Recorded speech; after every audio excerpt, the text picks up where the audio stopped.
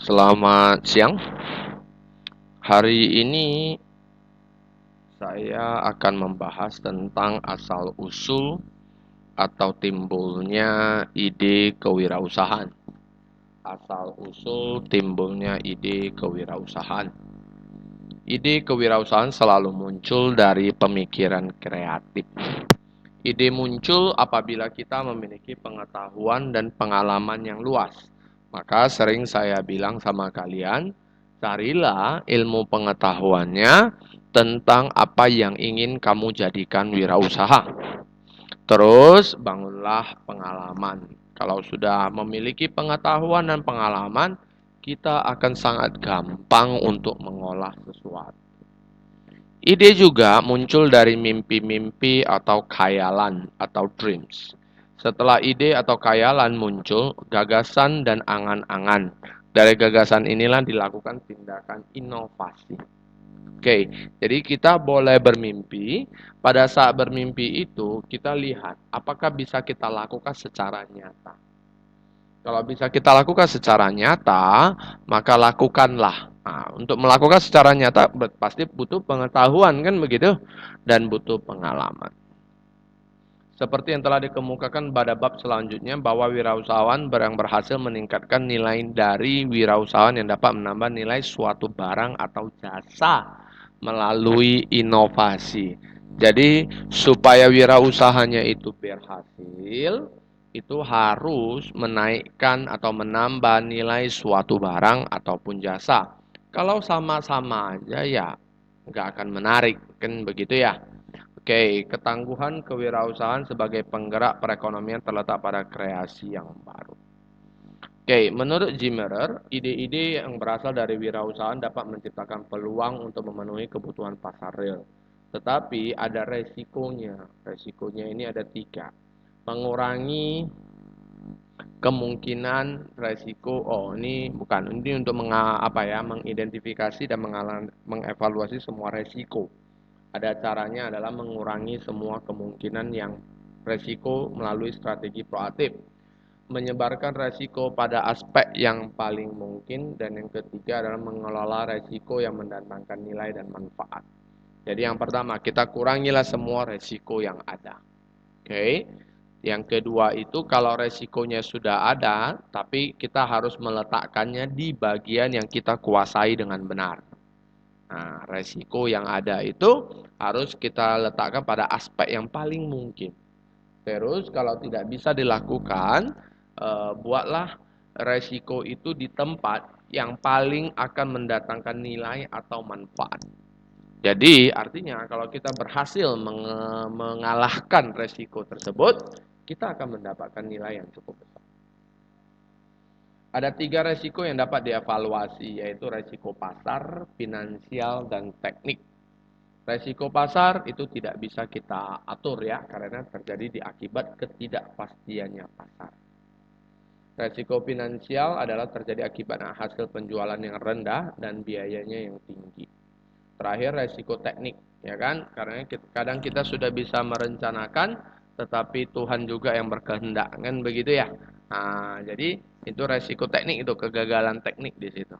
Ya, kita sudah atur panjang, ya kan? Rupanya tidak bisa. Karena ada faktor apa? Lingkungan, ekonomi, teknologi, demografi, dan sosial politik. Oke, terdapat beberapa jawaban atas pertanyaan. Bagaimana ide itu bisa berubah menjadi peluang?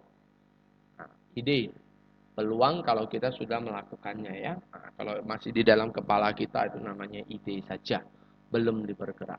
Oke, jadi ide yang sudah didapat digerakkan secara internal melalui perubahan atau cara-cara metode yang lebih baik untuk melayani dan memuaskan pelanggan.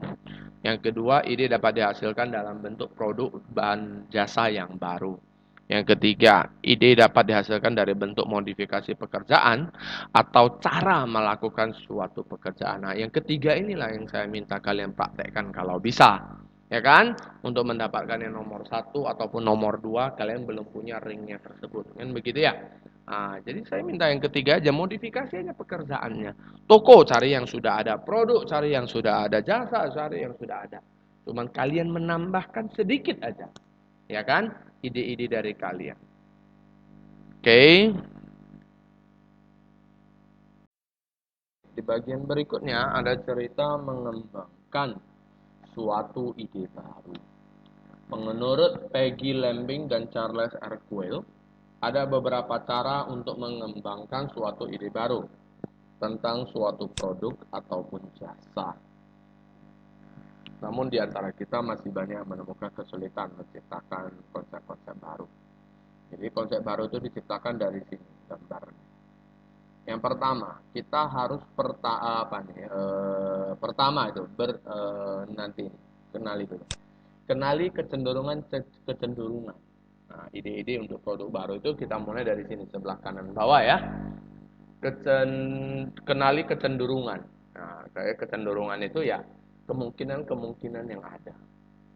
Baru sadar akan segala sesuatu.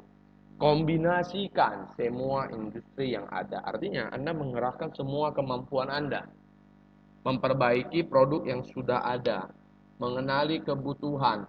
Pertanyakan asumsi. Dan pertama beri nama, kemudian kembangkan. Mengenali kebutuhan sangat penting bagi perusahaan untuk mengembangkan suatu produk. Karena ngapain dikembangkan kalau nanti tidak dibutuhkan? Nah, kan kira-kira seperti itu. Nah, Anda disuruh belajar sesuatu, pertanyaannya apakah akan digunakan di kemudian hari, kan begitu ya? Nah, atau mungkin syarat untuk mendapatkan gelar. Nah, kira-kira yang kedua. Yang begitu ya. Yang kedua, memperbaiki produk yang sudah ada. Sangat diperlukan ini. Mengidentifikasi produk-produk yang mana yang tidak mengalami beberapa tahun terakhir. Mungkin orang sudah bosan, ya kan? Nah, kemudian coba kembangkan beberapa perubahan yang diperlukan. Nomor ketiga, kombinasikan industri. Mengkombinasikan industri adalah yang saling mendukung. Misalnya, industri musik dengan komputer. Nah, ini kan bisa dihubungkan. Orang nyanyi-nyanyi, mungkin sudah bisa direkam, suaranya bisa diapain gitu. Dibuat menjadi lebih baik dan seterusnya. Pahami kecenderungan-kecenderungan yang akan dihadapi. Ya. Terus peduli. Kita harus peduli ya. Kebanyakan orang terbiasa dengan kehidupan yang normal dan kebiasaan tidak peduli dengan semuanya. Nah, ini yang bahaya. Ya, kita harus peduli. Oke. Berikutnya adalah mempertanyakan asumsi. Misalnya, apakah semua orang makan pagi dengan nasi atau kita harus menyediakan makanan lain? Nah, ini kira-kira begitu. Anda misalnya disuruh menghandle suatu acara, itu harus mempertanyakan asumsi. Ya kan? Nah, Anda disuruh menghandle. Ya kan? Contoh Anda disuruh menghandle website sebuah perusahaan. Nah, kamu harus tanyakan dulu asumsinya seperti apa. Jangan kita jago buat website. Idenya kita sendiri semua, kan gawat itu. Belum tentu mau dipakai orang. Yang ketujuh adalah pertama beri nama, kemudian kembangkan nama itu. Ya, kalau sudah bentuk yang produk yang baru, kita harus memikirkan sebuah nama. Nama itu ya harus unik, ya kan? Begitu kan? Namanya harus unik. Nah, kalau nggak unik nggak bisa. Ya, harus unik. Berikutnya, peluang dalam suatu kewirausahaan. Sumber-sumber potensial peluang adalah menciptakan produk yang baru dan berbeda. Udah pasti ya. Menciptakan produk yang baru yang berbeda itu dihasilkan karena ini. Permintaan terhadap barang jasa yang dihasilkan. Permintaannya pasti ya kan? Harus dicek dulu. Waktu dan penyerahan. Mungkin dari segi waktu bisa disederhanakan, itu jauh lebih baik. Berikutnya adalah mengamati pintu peluang. Kalian kan tahu ya, yang namanya peluang itu tidak datang tidak datang terus menerus. Datangnya itu tiba-tiba tanpa pemberitahuan. Jadi kalau kita bisa mengambil peluang yang ada, itu akan sangat bagus ya untuk menunjang misalkan pengalaman kita, keuangan kita dan banyak hal. Oke, jadi peluang itu harus ditunggu dan kamu harus siap pada saat peluang itu datang. Jadi untuk mengetahui kelemahan dan kekuatan yang dimiliki oleh pesaing atau peluang yang sudah bisa kita dapat, ini ada beberapa pertanyaan. Nah, pertanyaan itu kalau Anda bisa jawab, Ya kan? Udah bagus itu. Nah, contoh yang ini, sejauh mana kecepatan perusahaan membawa produk ke pasar yang dapat mendahului pesaing? Apakah kita plus daripada pesaing kita? Kan begitu. Nah, kalau kita plus, kita tingkatkan tersebut. Ya kan? Kalau kita minus, kita defisit di situ. Wah, berarti kita harus cari satu hal yang bisa mengunggulinya. Nah, keunggulan pasar apa yang dimiliki oleh pesaing? Wah, kita harus cari tahu itu. Banyak hal nih. Menurut Zimmerer ada beberapa kejadian atau keadaan yang dapat dijadikan peluang. Yang pertama, produk baru harus disegerakan dalam jangka waktu yang sangat-sangat singkat. Produk baru berarti artinya orang lain belum kepikiran. Kalau orang lain belum kepikiran, kita harus sangat-sangat mengapa namanya mempublikasikanlah sama semua orang, ya kan. Kerugian harus rendah, itu pasti. Kalau kerugian harus rendah, otomatis yang pemodal nggak perlu mikir lagi, ya kan. Hajar saja katanya kan, kira-kira begitu. Yang ke C adalah ketika pesaing tidak begitu agresif. Nah, itu waktu kita juga untuk naik, ya kan. Contoh misalnya pada saat ada pandemik ini, ada beberapa orang lebih baik usaha saya lebih baik tutup aja deh daripada rugi, ya kan. Nah, pada saat itu Anda harus agresif. Nah, karena orang lain tidak agresif, kan begitu ya. Pesaing tidak memiliki teknologi canggih. Nah, ini sudah jelas Anda anak TI harusnya mengerti tentang hal ini, ya kan.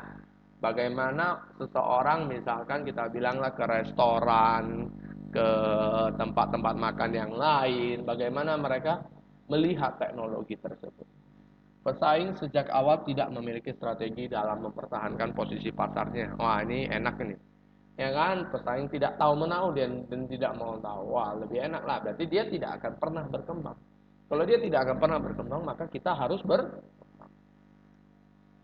perusahaan baru memiliki kemampuan dan sumber-sumber daya untuk menghasilkan produk barunya. Berarti dia belum memunculkan kan? Nah, baru akan memunculkan. Nah, itu kamu harus sudah dapatnya peluang tersebut.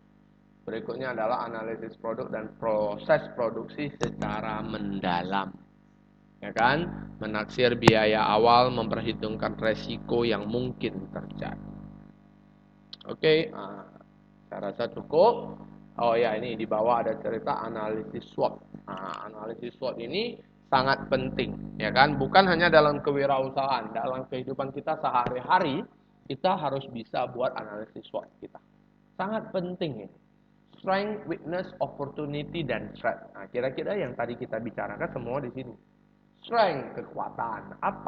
Kekuatan kita, apa yang kita miliki, ya kan? Kelemahan kita apa? Opportunity-nya apa? Yang mengancam kita apa? Ya kan? Banyak hal nih loh. Jadi, boleh kalian buat analisis SWOT. Oke? Rangkuman terus ini. Nah, saya mau minta kalian mendiskusikan hal ini. Ada 5 ya, nanti boleh dibaca. Terima kasih.